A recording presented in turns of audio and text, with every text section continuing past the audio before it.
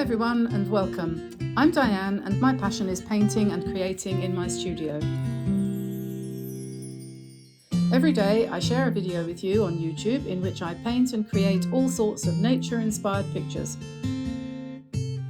I also share loads of tips on how to make the most of your painting journey, interrupted fairly frequently by our family of dogs, cats, chickens and sheep. So welcome on board. Click subscribe and turn on notifications and let's learn to paint watercolour.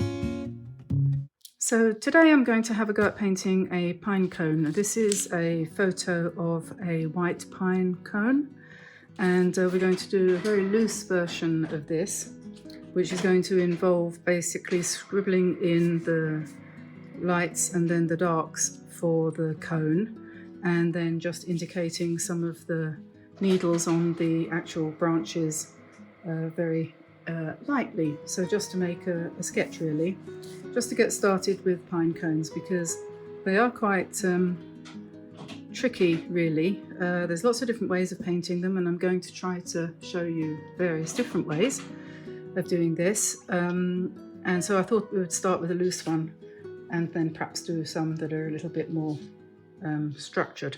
But anyway, the loose ones I think look better in any case, so let's do that. So the colours I'm going to be using are sepia, which is a very dark brown, quinacridone gold, because why not, permanent rose, which is going to be to a certain extent mixed with the quinacridone to make a kind of brownish colour, burnt sienna, and for the needles I'm going to use olive green, but I will be mixing that with quinacridone to give a more warm colour. And so, excuse me, there we are. And so I'm going to put that to one side. We'll need a pencil, just a quick sketch, and I'm going to use my bamboo pen, if you can call it that, for the needles, and a rigger from ZEN ART for the spatter, which is obligatory at the end. Other than that, I'm going to use, guess what, my water brush, just because it's, don't tell anyone, it's easier. Once you get the hang of it, it is. Anyway, never mind. If you don't want to use a water brush, don't worry. I will not send in the brush police. You are permitted. And what I use is either ZEN ART, this is the Black Tulip set, and the information about these brushes is on the website, on the blog. If you go and have a look at the website, you'll find that there's a blog entry for every day that we do a video. I'm going to add grey hairs to my locks if I carry on like this, but anyway, for the moment we are able to do that. And I also use these DRAWELL brushes from Japan, which I get from there direct. So that's also information in the description below, I think you'll find.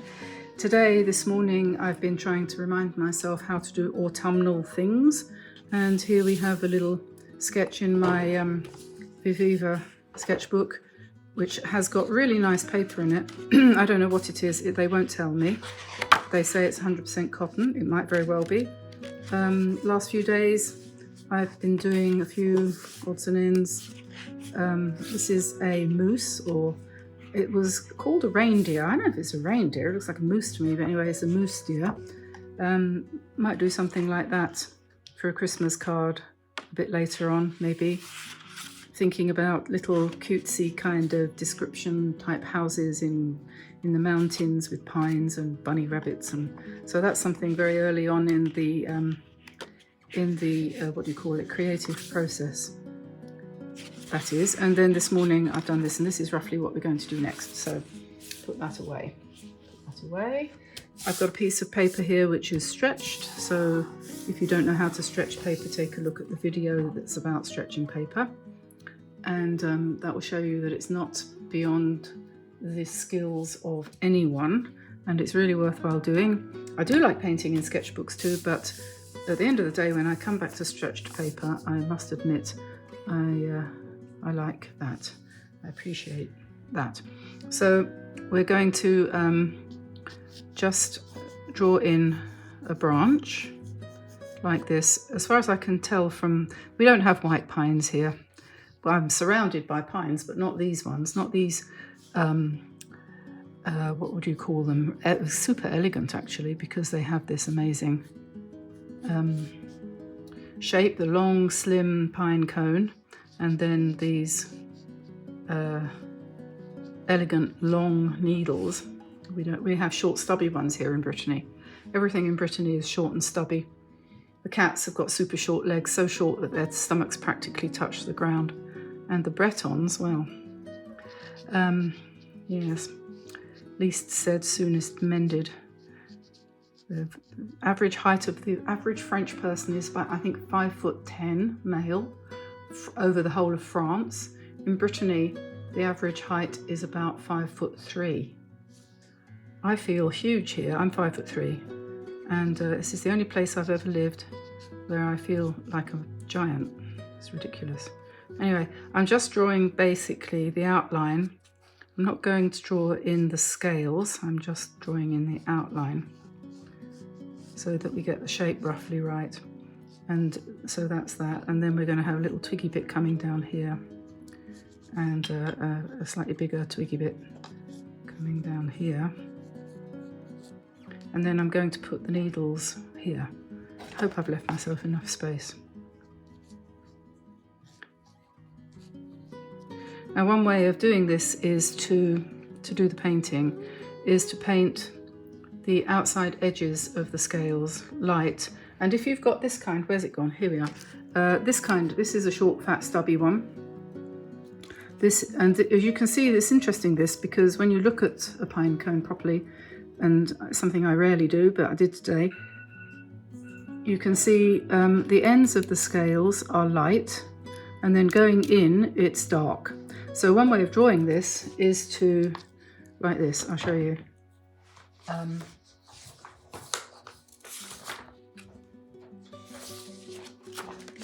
First of all, draw the light bits. I nicked this off the internet. Draw the light bits like that, and then fill in the dark bits like that, and then fill in even more dark bits, and lo and behold, it stands out like that. So that's a good way to do it. That's not what I'm going to do today. So there we are, and the needles are going to come out like this and go down like that, I hope. So that's pine cone, can go and sit over there. We'll come back to you later. Right, the brush. Let's make sure I've got water in it. Yes, I have. I think I've got enough water in it. So I'm going to mix up a kind of light golden brown using quinacridone gold and burnt sienna. And the colour isn't really that important. It doesn't really matter exactly what it is. And then I'm going to kind of, just looking for my reference material here.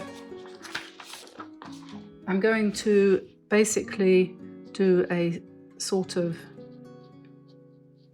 random, well, you can see what I'm doing.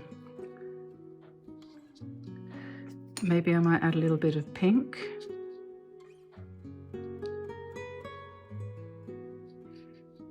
So we forget all about the fact that it's a regular kind of structure with a very geometric pattern to it and all the rest of it, which it is.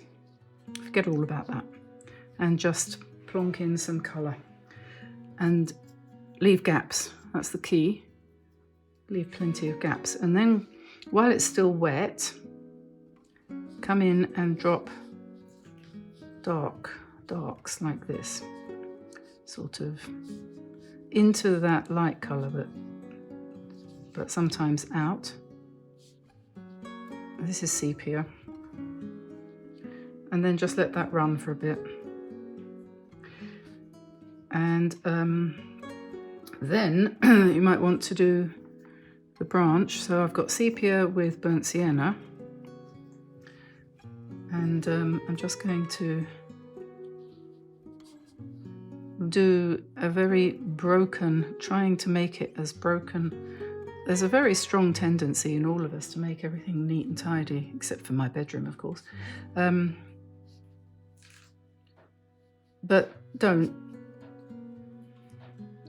Try to let it jump around a bit.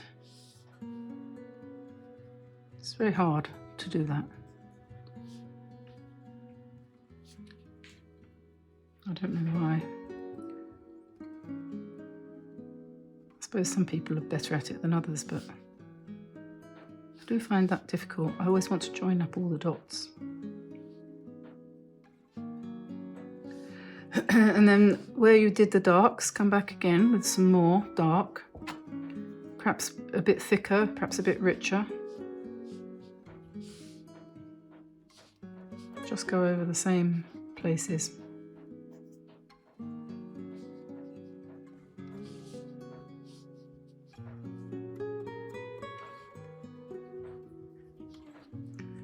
Maybe add a little bit of pink.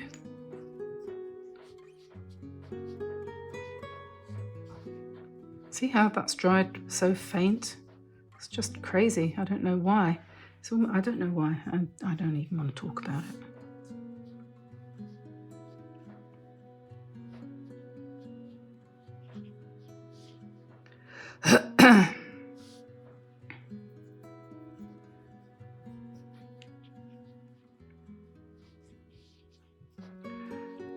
I must get some of those core paints and see if they're any better at holding their colour.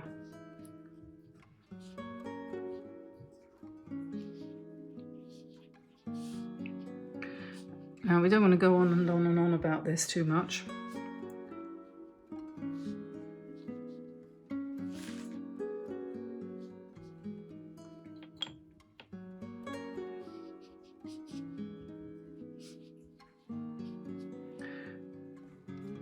I think I might want to add a little bit of black in there too.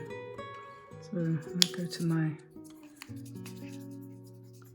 black or Payne's grey, doesn't matter, and just put some of that in. Because if this acts true to form and continues to lighten up as it dries, then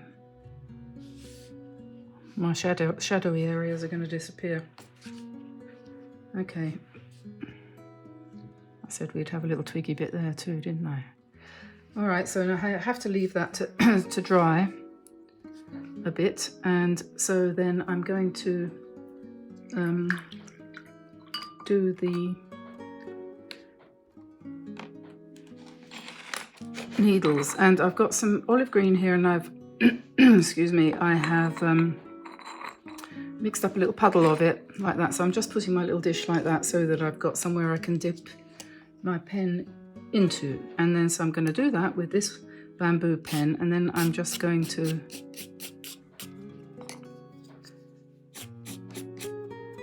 do it like this.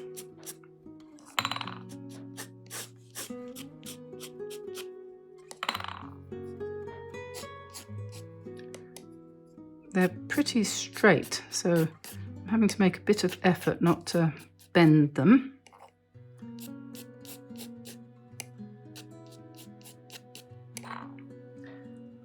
And these ones over here, quite long.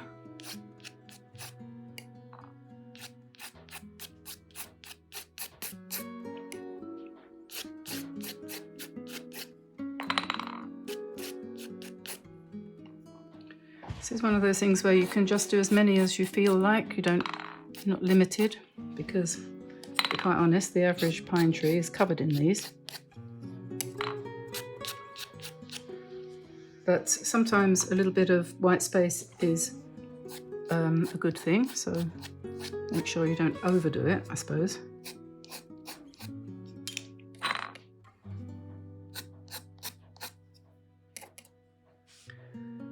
And that seems to be drying okay. And just add a little bit more in the center there, near to the twig where it's coming out.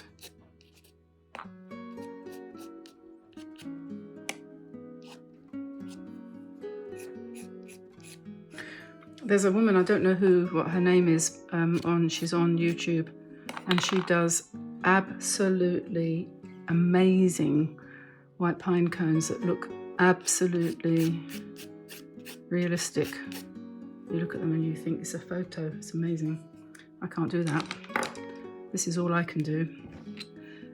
So then I'm going to take my rigger, which is my long-haired brush, and I'm going to try to avoid spraying myself, and I'm going to spatter. I find it works best when I spatter towards myself, which is why I say I'm going to try and avoid getting it on me.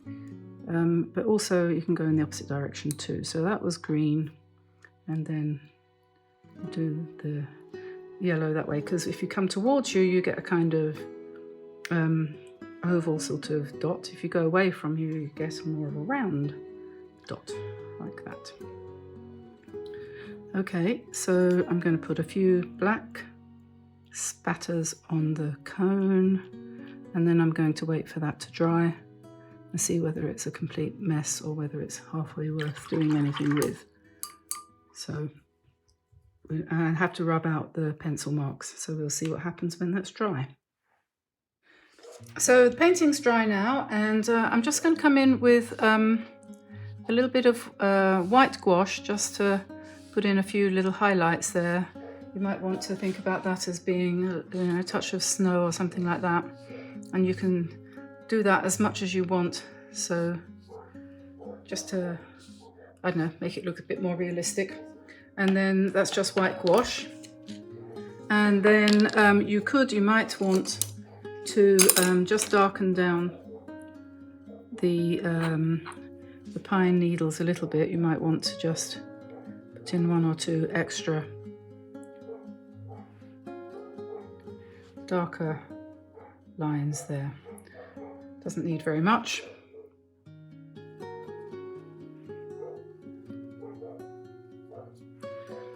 Okay, so that's pretty much it. You could put in a bit of background, a bit more green in the back, or you could put some blue. You can play around as much as you like with the white, just to give more shape. I've sharpened up the edges here a little bit too with the dark brown, just because sometimes you can just give a little, oh, that's not dark enough. A little dark edge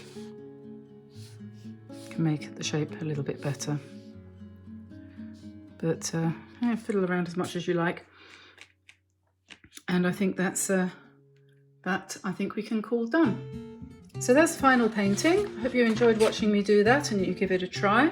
It's something that you can incorporate into all sorts of paintings, obviously, as we're going into autumn and Christmas and so on and so forth. If you did enjoy that, please like and subscribe to the channel if you haven't already. And don't forget to turn on notifications so that you get notified when a new video goes up, which is pretty much every day. If you want a sketch of this, go to DianeAntone.com, where you'll find the sketch plus lots of others. All the videos that we've done over the last few months, they've all got sketches there. Plus we've got the sketch bundles, and also the first of our series of colouring books, which you can download, and you'll see all about that over there. If you have subscribed to the channel, you get the colouring book for free, and that's made available to you also to download. So you might want to look into that. If you are interested in supporting us, that would be great. We've also got the shop, and you'll see the mugs that we've got underneath this video. That's where they come up in the merchandise shelf, as they call it, the merch shelf. You can tell no one ever says anything, because have you tried pronouncing merch shelf if you're English? Anyway, so there's that, and of course there's the Facebook group and everything else. And I'm running out of steam, so I'm going to say bye-bye for now, and I will see you again tomorrow, and I hope you have a lovely evening. And hugs from all of us, including little sleepy Arthur. So bye for now, everybody. Bye-bye.